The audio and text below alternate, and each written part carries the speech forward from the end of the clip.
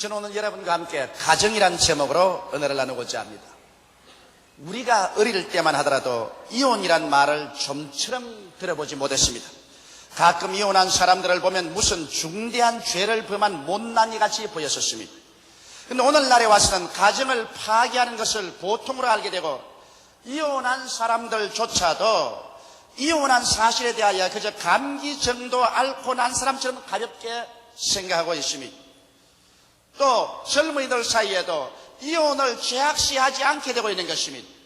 그러나 가정은 하나님께서 인간 사회 속에 세우신 가장 오래된 제도이며 인류 생존과 번영과 행복의 보금자리가 된 것입니다. 가정의 평화와 행복 없이 개인의 행복이나 마음의 평안이 있을 수가 없습니다. 그렇기 때문에 마귀는 또한 집요하게 가정을 파괴하려고 한 것입니다. 성도들의 가정을 파괴하면 하나님의 교회에 상처를 입힐 수 있기 때문인 것입니다. 그렇기 때문에 우리는 그럴수록 가정을 지키기 위하여 총력을 기울이며 기도해야 될 것인 것입니다. 어떻게 하면 우리가 가장 원만하고 행복하며 하나님의 영광으로 넘치는 가정을 만들 수가 있을까요? 우리는 그 일에 대해서 여러분과 함께 생각해 보고자 합니다. 첫째로, 가정은 부부의 만남에서 이루어지기 시작하는 것입니다. 두 사람의 심리적으로도 다르고 육체적으로도 완전히 다른 인격이 한 집에서 서로 만나 한 지붕 밑에서 같은 식사를 하면서 살아간다는 것은 여간 힘든 일이 아닌 것입니다. 이것은 자연 발생적으로 좋아했고 행복한 삶이 이루어지지는 않습니다. 서로 대단한 노력의 결과로서 이 만남이 행복한 가정으로서 결론을 지을 수가 있는 것입니다. 그러므로 우리가 한 부부의 만남을 윤활하게 기름쳐 나가기 위해서는 우리 각자가 반드시 마음에 지켜야 될 수칙이 있는 것입니다. 그것은 서로 인격적인 자존심에 해를 끼치지 말아야 된다는 것입니다. 우리가 비록 남편과 아내로서 일평생을 같이 살자고 언약을 맺고서 가정을 이루었지만은 남편은 남편으로서 인격을 가지고 있고 아내는 아내로서 자기 인격의 자존심을 가지고 있는 것입니다. 인간에게 마지막 보루로서 가장 귀한 것이 자기 자존심인 것입니다. 그 누구를 불구하고 자존심에 상처를 끼치면 그 관계가 파괴되기 시작하는 것입니다. 부모와 자식의 사이가 그렇게 긴밀하다고 하더라도 부모 자식 사이라도 자존심에 상처를 가게 되면 금이 가기 시작하는 것입니다. 더구나 하물며 남남끼리 모인 부부관계에서 자존심을 짓밟고 상처를 입히면 그 부부관계는 깨어지고 마는 것입니다. 그러므로 우리는 어떻게 해야 할까요? 항상 부부관계는 서로 상호간에 자신을 가지고 인생을 살도록 격려하는 삶을 살아야 되는 것입니다. 대다수의 사람들은 열등의식의 아픈 곳을 갖고 있습니다. 교육을 받지 못한 열등의식, 신체가 혹은 병이 들어있으면 거기에 대한 열등의식, 미모에 대한 열등의식, 가정에 대한 열등의식, 사회적인 위치에 대한 열등의식이 없는 사람이 없습니다. 나는 최근에 기울어지게 결혼한 가정이 처참한 전경에 이런 것을 보았었습니다. 남편은 상당한 교육을 받고 외국 유학까지 했습니다. 부인은 우리 한국에서 소위 말하는 제2류 대학을 나왔었습니다. 그들이 서로 처음은 육정에 걸려서 결혼을 했지만은 가정생활에서 그 부인의 마음속에 기울어진 결혼을 했다는 열등의식의 그 심정을 좀먹어가기 시작한 것입니다. 이래서 어린아이를 하나 낳고 둘 낳고 셋 낳기까지 그 부인은 그 영혼 속에 열등의식으로 말미암아 끊임없이 고통을 당하다가 갑자기 결혼한 지 10년 만에 미쳐버리고 마는 것입니다. 완전히 정신이상에 걸렸습니다. 그러고 난 다음 남편에게 몹쓸게 괴롭게 굽니다. 당신은 그래 인류 대학을 나오고 외국까지 유학을 했다, 잘 났다, 그렇다고 해서 나를 무시해? 그렇다고 해서 나 같은 사람 데리고 사는 것을 불행하게 느끼지, 부끄럽게 느끼지. 그 남편이 제게 와서 눈물을 흘립니다. 나는 그렇게 한 적이 없습니다. 사랑하고 위로하고 나는 학위 같은 거 생각하지 않습니다. 그러나 왜 저렇게 되었을까요?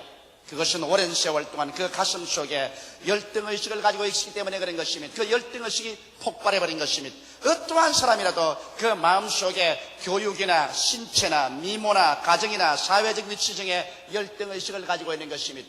이 열등의식에 손가락을 대어서 상처를 입히면 그는 인격에 거대한 상처를 입게 됩니다. 자존심이 상해지고 이렇게 되면 부부 사이에는 금이 가고 관계가 끊어져 버리고 마는 것입니다.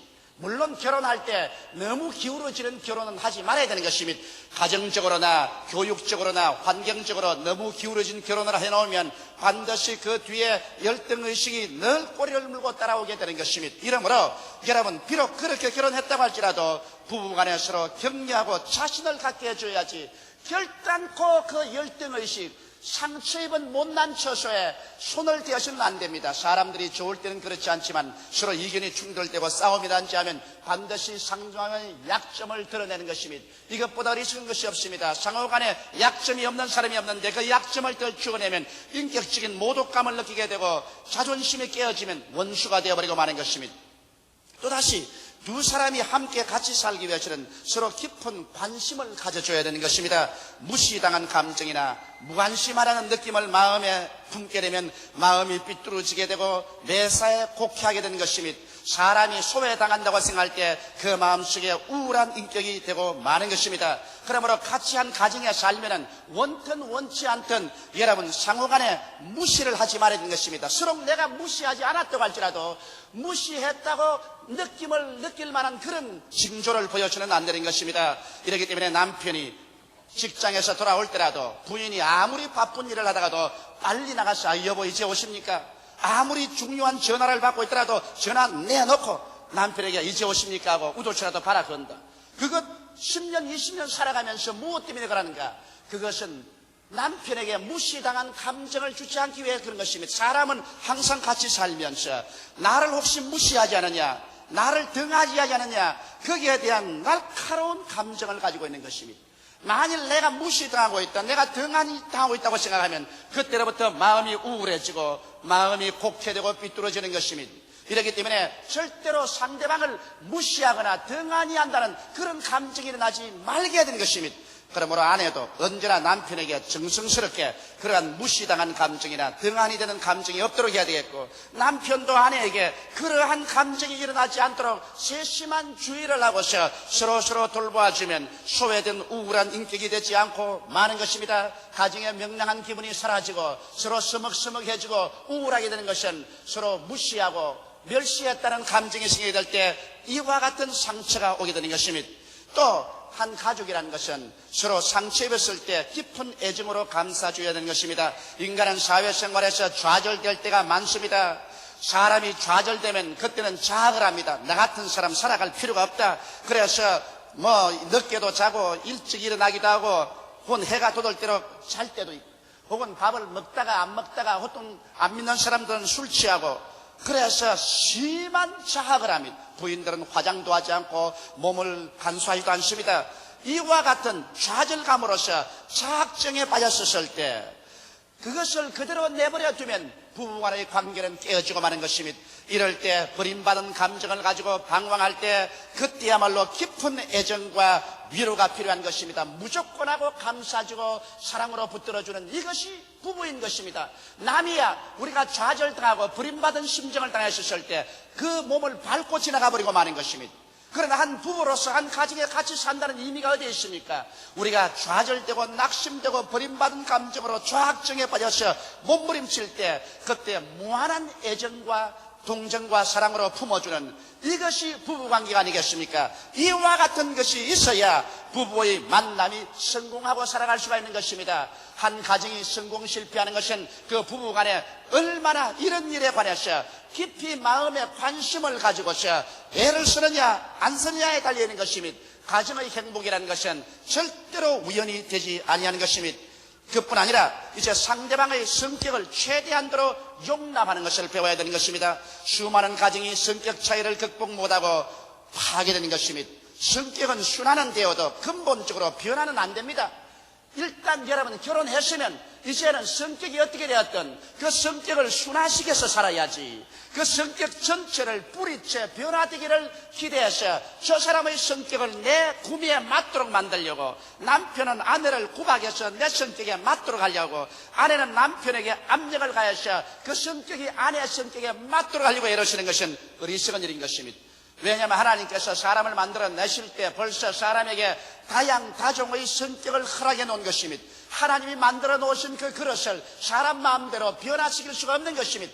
더러워진 성격을 그리스도의 보혈로 씻고 성령으로 순화시킬 수 있지만은 성격의 근본 바탕은 변하지 않아요. 성격이 급한 사람, 성격이 느릿느릿한 사람, 꼼꼼한 사람, 대범한 사람, 이런 성격 자체는 절대로 변화시킬 수가 없는 것입니다. 이렇기 때문에 이와 같은 성격을 가진 사람들이 서로 모아서 조화 있게 살기 위해서는 이해하려고 최대의 노력을 해야 되는 것입니다. 왜 저 사람은 나와 같지 않나 그렇게 생각하지 말고, 저 사람은 저 사람으로서의 하나님이 저렇게 만들어 주셨으니 저렇게 살 수밖에 없다는 이해를 마음속에 넓혀야 하는 것입니다. 이해심이 없이 살면 언제나 충돌을 하고 마는 것입니다. 그러고 난 다음 동정을 해야 되는 것입니다. 서로 불쌍히 느끼는 마음, 인생을 같이 살면서 서로 불쌍히 느끼지 않고는 인생을 유난하게 살아갈 수가 없는 것입니다. 그러고 난 다음 남편이 아내의 성격에 맞지 않고 아내가 남편의 성격에 맞지 않더라도 이것을 결혼하고 살면은 자기의 십자가로 받아들여야 되는 것입니다. 이것이 내 십자가다. 그러므로 내가 일단 결혼했으니 내 아내가 나의 십자가다, 남편이 나의 십자가다. 이 십자가는 벗으려고 하지 말고 매달려서 죽어야 할 십자가이기 때문에 십자가를 걸머쥐고 살아야 되는 것입니다. 인생을 여러분 100% 원만하게 만족해서 사는 사람은 없습니다. 그렇게 된다면 이 세상은 천당이 되고 말 것인 것입니다. 우리가 천국 가기를 원하는 것은 이 세상이 100% 원만하지 않기 때문에 천국 가기를 원하는 것입니다. 인생에는 언제나 아쉬움이 있습니다. 학교 공부에도 아쉬움이 있고, 부모님에게 대도 아쉬움이 있고, 자식에 대한 아쉬움도 있고, 말할 필요 없이 남남끼리 모인 부부 간에는 언제나 서로 아쉬움이 있습니다. 좀 더 사랑해 주지 않느냐, 좀 더 관심을 가져주지 않느냐, 좀 더 돌봐 주지 않느냐, 좀 더 잘나고 유능했으면 좋겠다. 이런 아쉬움은 일생을 살아가면서 언제나 있는 것입니다. 아쉬움이 없으면 곧 죽을 줄 아십시오. 왜냐하면 부부간에 너무 아쉬움이 없이 찰싹 맞는 부부는 얼마 있지 않아야 그 중에 한 사람이 죽더라고요. 그러므로 서로 아쉬움이 좀 있는 것이 안 죽고 함께 살아갈 수 있는 소망이 있으니까 감사하게 생각해야 될 것인 것입니다. 이래서 여러분 우리 부부간에 같이 살면은 감사하는 삶을 마음속에 늘 가져야 돼요. 못난 것은 눈을 지그시 감아버리고 잘난 것을 보고서 감사를 해야 돼요. 우리 가정에 대해서도 가정에 못난 것 제껴놓고 하나님이 축복해 주신 것을 헤아려 보면서 감사를 해야 돼요. 자식들 간에도 감사하고 남편을 인해서 아내를 위해서도 감사해야 돼요. 못난 것을 이리저리 들추어놓으면 어느 누구든지 불행해지지 아니할 사람은 없는 것입니다. 그러나 잘난 것, 그리고 감사할 일을 생각해서 언제나 감사하고 살면 아쉬움이 있는 가운데도 서로 이해하고 동정하며 살아갈 수가 있는 것입니다. 둘째로 여러분 우리가 인생을 살아갈 때 하나님께서 제시한 성경의 부부의 룰은 반드시 지켜야 하는 것입니다. 경기를 할 때도 아무리 한 팀이 경기를 따른다고 해도 룰을 어겨버리면 그 경기는 실패하고 마는 것입니다. 법을 따라 경기해야지, 법을 버리고서 아무리 경기를 잘해봤자 그 경기는 무효가 되고 마는 것입니다. 가정도 그렇습니다. 남편이나 아내가 특출하게 잘나서 위대하다고 하더라도 하나님께서 내세워놓은 성경의 룰을 어기면 안 됩니다. 왜? 우주도 하나님이 지으셨고 가정도 하나님이 만드신 것입니다. 인생도 하나님이 지으신 것입니다. 룰은 하나님이 법칙을 세운 것입니다. 이 법대로 따라서 하면은 너희가 행복하겠다 했는데, 이 하나님의 법을 우리가 문명이 발달되었다고, 인권이 향상되었다고 해서 그 법을 짓밟아버리고 무시하고 나가려고 할 때 벌써 하나님에 대한 법의 어김으로 말미암아 축복에서 떨어져 나가게 되는 것입니다. 그러면 하나님의 법은 가정에 대해서 뭐라고 말씀하실까요? 성경은 말씀하기를 아내들이여 남편에게 복종하기를 주께 하라. 굉장히 엄한 명령인 것입니다.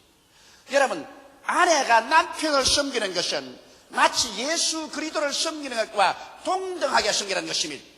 이것이 하나님께서 세워놓은 룰입니다. 어떠한 사람에게는 그건 남존 여비의 사상이다. 요사이 같이 과학이 발달되고 인권이 신장된 세계에서 누가 그런 소리를 하느냐? 그렇게 말하고 싶거든 자기 마음대로 하라고. 그러나 여러분, 이 룰을 세우신 분은 하나님이시요, 가정을 세우신 분도 하나님이신 것입니다. 하나님의 뜻을 어기고 난 다음 해를 주시고 비를 주시고 공기를 주시고 우리의 생명을 주신 하나님께 등을 돌리고 난 다음 행복한 인생이란 있을 수가 없는 것입니다. 이러기 때문에 여러분, 아내들이 언제나 알아야 될 것은 남편에게 복종하기를 주께 하라는 것을 잊지 말아야 되는 것입니다. 물론 아내는 아내로서의 하나님께서 돕는 배필로서의 지혜와 총명을 주셨기 때문에 언제나 뒤에서 남편에게 잘 말로서 지혜를 나누고 지식을 나누고 판단력을 줄 수가 있습니다. 그렇게 해서 일단 남편을 뒤에서 도와줘서 남편이 결정하고 난 다음에는 부인이 절대로 복종할 것입니다. 마치 주님 말씀을 듣고 난 다음 복종하듯이 남편에게 복종해야 되는 것입니다. 마치 성경은 남편이 아내의 머리됨이 그리스도께서 교회의 머리됨과 같다 했으니 신체가 머리를 순종하지 않으면 중풍병 환자가 되어버리고 마는 것입니다. 이와 같이 오늘날 중풍병 환자가 된 집이 많아요. 가정이 쩔뚝발이가 돼서 이런 가정들이 얼마나 많은지 몰라요. 이렇게. 그건 왜냐? 하나님의 법을 어겨서 머리 되는 남편을 제껴버리고 부인이 앞섰기 때문인 것입니다. 아무리 여러분 한 가정에서 부인이 남편보다 탁월하게 머리도 좋고 판단력도 잘났다고 할지라도 룰은 룰입니다. 법은 어길 수가 없어요. 지가 아무리 장거리 잘 뛴다고 해서 마라손을 하는데 여기에서 부산으로 뛰는데 나는 부산으로 안 뛰고 평양으로 뛰겠다고 뛰어버리면 평양에 가서 포로로 잡히는 것밖에 아무것도 없습니다. 이러므로 부인이 아무리 잘났을지라도 한 가정의 룰은 룰입니다. 남편이 못난 남편도 그 가정의 머리입니다. 잘났으면 뒤에서 운전을 잘해주면 돼요. 머리가 잘 움직이도록 손발이 도와서 머리를 잘 움직이도록 도와주고 난 다음에 그 머리 받들어서 살아야지. 머리 나쁘다고 해서 잘라버리면 몸통도 같이 죽어버리고 마는 것입니다. 그러므로 못난 머리는 수족이 합쳐서 잘 받들어주고 잘난 머리는 뭐 수족이 안 받들어줘도 수족을 명령해서 잘 이끌어갈 테니 좋고 여하간 남편이 한 가정의 머리 된 것은 여러분 육체의 머리가 몸 전체를 지배하는 것과 같기 때문에 그것을 잊지 말아야 되는 것입니다. 이 룰을 어기고 나면 가정에 불행합니다. 나는 수많은 불행한 가정을 보았습니다. 부인이 주장이 되는 가정을 보니까 남편이 좌절감에 빠져서 술 먹고 방탕하고 자식들은 순종하지 않고 가정이 콩가루 집안이 되는 것 보았었습니다. 아버지가 가정의 머리로서 룰에 서게 되면 또 아내가 그 남편의 머리를 받들면 자녀들도 순종하고 가정이 질서가 서고 편안하게 되는 것입니다.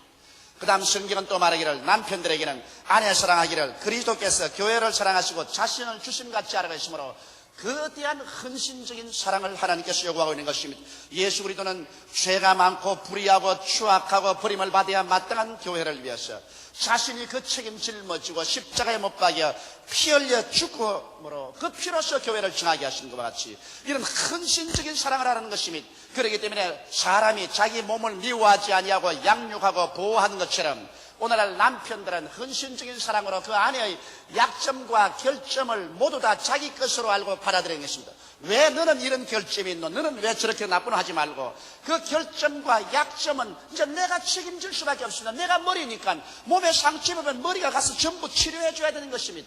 이러므로 부인의 못난 것을 나의 책임으로 걸머쥐고 난 다음에는 미워하지 말고 사랑해야 되는 것입니다. 여러분 미워하면 나도 불행하고 상대방도 불행해지는 것입니다. 이러므로 일단 결혼하고 난 다음에 사랑해야 돼요. 여러분 결혼하기 전에 눈을 크게 뜨고 좋은 사람을 찾아서 결혼을 하고 결혼하고 난 다음에는 눈을 지그시 감고 살아야 되는 것입니다. 그때부터는 눈을 크게 뜨면 안 돼요. 그때는 지그시 감고 결점이 보이지 않도록 하고서 여러분이 살아야만 되는 것입니다. 이러므로 좋은 점만 자꾸 찾고 미운 점을 찾지 말아야 되고 그러고 난 다음 아내를 양육해야 됩니다. 있는 힘을 다해서 돈벌이 해와서 잘 먹이고 잘 입히고 잘 살려야죠. 자기 아내로 데려와서 그 위에 머리 노릇 하려면은 머리는 그 몸을 잘 먹이고 잘 입히고 잘 살려야 되는 것입니다.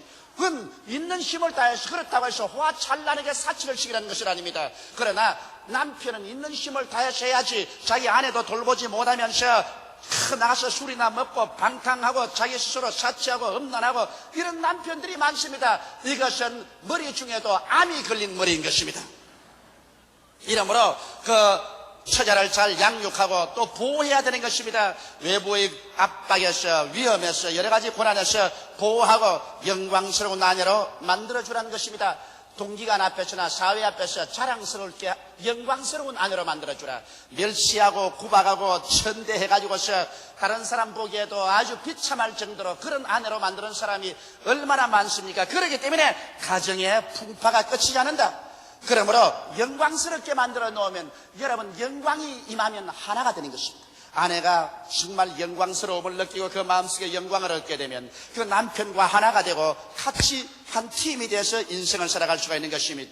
그것뿐 아니라 또 하나님이 제시한 룰은 부모와 자녀 관계에 대한 기록이 있습니다. 에베소서 6장 1절로 4절에 보면 자녀들아 너희 부모를 주 안에서 순종하라. 이것이 옳으니라. 내 아버지와 어머니를 공경하라. 이것이 약속 있는 첫째 계명이니 이는 내가 잘 되고 땅에서 장수하리라. 또 아비들아 너희 자녀를 노엽게 하지 말고 오직 주의 교양과 훈계로 양육하라. 우리 가정에 있는 자녀들은 부모에게 순종하는 것이 그 의무인 것입니다. 그가 아버지 어머니 설화에 있을 동안 순종해야 돼요. 난 우리 애들 보고 그런 말을 합니다. 내가 가끔 말하는 거 반발합니다. 그럼 내가 말합니다. 너희가 아버지가 벌어주는 돈으로 밥 먹고 옷 입고 교육을 받고 아버지 집에 사는 동안 순종할 의무가 있다. 너희들이 나중에 다 시집 장가 나가서 독립가정을 가지면 그때는 이제 네가 아버지니까 그때는 내 명령 순종할 필요가 없지만은 이 가정에서는 내가 머리다. 내가 가정이다. 여기 있는 동안에 내 명령에 순종하라. 제가 그런 말을 늘 합니다. 어린아이들은 부모에게 순종하고 부모를 공경할 의무가 있는 것입니다. 오늘날 사회가 이런 것을 가르쳐주지 않았기 때문에 보면 일본에서 내가 보니까 텔레비로가 말미암아 아들은 이것 보려고 하는데 아버지는 저것 보려고 한다. 그러니까 아들이 야구방망이로 아버지 머리를 때려서 죽여버렸습니다. 텔레비 앞에서. 세상에 텔레비 프로그램 서로 보려고 해서 아들이 야구방망이로 아버지를 쳐 죽여버리고 학교 선생들을 학생들이 때려가지고서 팔이 부러지고 다리가 부러지고 그래가 선생이 무슨 애들을 가르치는 것이니 이러한 젊은이의 폭행이 우리 한국 사회에도 오늘날 점점 흥해져 가고 있는 이유는 이와 같은 성경적인 교훈이 가정에 잘 되어 있지 못하기 때문인 것입니다. 그저 한탕으로 돈 잘 벌이라. 일확천금을 하라. 돈이나 많이 벌면 이것이 성공이다. 이래서 물질 만능주의, 황금 만능주의, 쾌락 만능주의의 교육이 가정을 파괴하고 사회를 혼란케 하는 것입니다. 이렇기 때문에 우리는 오늘 하나님 말씀으로 자녀들에게 교양과 훈계를 해야 되는 것입니다. 한 방울 두 방울 떨어지는 물이 돌을 파헤치듯이 부모가 계속해 주는 그 교훈이 자녀의 일생을 변화시킬 수가 있는 것입니다. 셋째로 여러분 행복한 가정을 가지기 위해서는 항상 새로워져야 하는 것입니다. 상호간의 매력이 사라지지 않도록 해야 되는 것입니다. 여러분 중에 여러분 시들어진 꽃을 좋아하는 사람이 있으면 한번 손 들어봐 주시기 바랍니다. 모두 다 활짝 피고 싱싱한 꽃을 좋아하지 시들어져서 청 늘어지는 꽃을 좋다고 하면 그 사람은 심리적으로 병이 들은 사람인 것입니다. 그렇다면 여러분 우리의 가정과 결혼 생활이 항상 싱싱하고 새로워야지 가정이 시들어져 버리면 그때로부터 남편이나 아내가 가정생활에 취미를 잃어버리고 마는 것입니다. 나는 어떤 한 부인이 호소하는 것을 보았습니다. 그들은 오랜 세월 동안 연애를 해서 결혼했는데 이제 결혼한 지 3년 만에 남편이 이혼하자고 한다는 것입니다. 아무런 이유도 없는데 너무 충격을 받아서 어찌할 바를 모르겠다고 왜 이러냐고 그랬습니다. 그래서 나는 그게 이런 대답을 했습니다. 자매님, 반드시 사람이 결혼하고 난 다음에는 권태기가 다가온다. 처음에는 육정으로서 서로 끌려서 결혼하면 그 다음에는 인정이 생겨야 되고 인정이 지나고 나면은 그 다음에 나이가 늙으면 동정으로 살아야 된다. 육정이 지나면 인정이 오고 인정이 지나면 동정이 오는데 이제는 육정은 끝나고 한 3년 살았으니 인정으로 살아야 되는데 당신이 환경을 새롭게 해야 된다. 환경을 새롭지 않고 결혼하고 이미 호직에 넣었으니 이대로 있어도 되겠지 하고 생각하면 권태가 다가와서 문제가 생긴다. 그리고 남자가 권태가 생겼으니 이혼하자는 것은 보통 세상 남자들이 다반사로 한 번씩 다 말해보는 것이기 때문에 그것은 너무 염려하지 마라. 그러나 당신이 해야 될 것은 당신의 가정이 늘 청신하게 새롭게 만들어야 된다. 그러기 위해서 어떻게 할 것이냐? 영적으로 시들지 말아야 되는 것입니다. 이제는 예수 잘 안 믿어 좋다. 주일 안 가도 좋고 성경도 안 읽고 하나님께 신령한 생활도 안 해도 좋다. 신앙이 타락하면 벌써 신앙적으로 시들어지고 그러고 권태가 들어옵니다. 이러므로 더 열심히 내어서 교회도 출석하고 성경도 읽고 구역 예배도 출석하고 그러고 영적으로 성신해서 언제나 가정에 하나님의 성령의 분위기가 충만하여 믿음, 소망, 사랑이 넘치고 사랑과 희락과 화평과 오래 참음과 자비와 양성과 충성과 온유와 절제가 넘쳐야 된다. 또 정신적으로 늘 발전해야 된다. 늘 마음속에 새로운 책을 읽고 새로운 교육도 받고 세미나에도 가고, 그래서 이 세상의 발전과 함께 정신적으로 늘 보조를 같이 함으로 말미암아 남편과 아내와의 대화 속에 늘 새로움이 넘쳐야 된다. 이런 새로움이 있어야 매력을 상실하지 않은. 그러고 난 다음 환경적으로 육체적으로도 그렇습니다. 비록 늙어가지만은 늙어갈수록 더 머리도 잘 만지고 화장도 더 깨끗이 하고 옷도 더 찬란하고 색깔 있는 것을 입어라. 이래서 육체적으로도 서로 늘 매력을 느끼고 생신하도록 그렇게 해야만 한다는 것입니다. 나는 이런 이야기를 들어본 적이 있습니다. 남편이 오랫동안 자꾸 집에서 저녁 일찍 들어오지 아니하고 친구들하고 이리저리 늘 늦게 있다가 밤늦게 들어온다는 것입니다. 그래서 부인이 어떻게 하면 환경을 새롭게 할까 싶어다가 그 집에 벽난로를 만들었답니다. 그 집에 배치가를 만들어서 벽난로를 만들어서, 이래서 장작을 깨와가지고서 장작을 차곡차곡 쌓아놓고 벽난로에 불을 지펴놓고 난 다음에 그 앞에 의자들을 두고 커피를 끓여놓고 로맨틱하게 만들어 놓으니까, 그때로 보시고 남편이 저녁에 일찍이 들어와서 그 벽난로 앞에서 그 장작을 떼어놓고 난 다음에 팔짱을 끼고 앉아서 책 읽고 이야기하는 게 재미가 있어가지고서 뭐 회사만 끝마치면 집으로 들어온. 그것은 그 부인이 그 집에 새롭게 하는 하나의 아이디어를 개발한 것입니다. 사람들은 낡은 것보다는 새 것을 좋아하는 것입니다. 이렇기 때문에 언제나 새로워져야 하는 것입니다. 영적으로 새로워져야 되고 정신적으로 새로워져야 되고 육체와 환경적으로 새로워져야 하는 것입니다. 이것은 부부간에 함께 애를 쓰고 힘을 써서 새롭게 하지 않고 그대로 먼지 먹고 때묻은 대로 내버려 놓으면 권태에 빠지고 사람들은 서로 새로운 것을 찾아서 방황하게 되므로 가정이 파괴되게 되는 것입니다. 행복한 가정이란 어느 한 사람의 노력만으로는 되지 않습니다. 그렇다고 해서 자연히 행복이 굴려 들어오지는 않습니다. 행복한 가정은 부부 상호 간에 이와 같이 꾸준한 노력의 결실로서 아름다운 열매를 수확하게 되는 것입니다.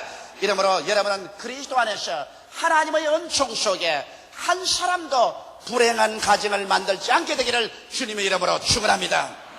다 같이 고개 숙여 기도드리겠습니다. 살아계시고 거룩하신 아버지 하나님, 우리는 다 불완전한 사람들이 모여서 함께 삽니다. 불완전한 남자, 불완전한 여자들이 모여서 세운 가정은 불완전한 가정인 것입니다. 이 불완전한 가정을 완전케 해주실 수 있는 분은 예수 그리스도밖에 없는 것을 알게 하여 주시옵소서. 하나의 혼인잔치에 와서 포도주가 떨어졌을 때 물을 변하여 포도주로 만들어서 불완전한 결혼식이 완전한 결혼식이 되도록 해주신 것은 예수님이시옵나이다. 오늘날 또 예수님께서 우리의 가정에 들어오셔서 우리 불완전한 가정을 완전하게 만들어 주시옵소서. 하나님 아버지, 우리 부부가 서로 마음의 결심을 하고 애를 쓰고 힘을 써서 좋은 가정을 만들어 나가도록 노력할 때 가정에서 아름다운 행복의 꽃이 핀다는 것을 우리가 명심하게 도와주시옵소서. 예수님 이름 받들어 기도드리옵나이다. 아멘.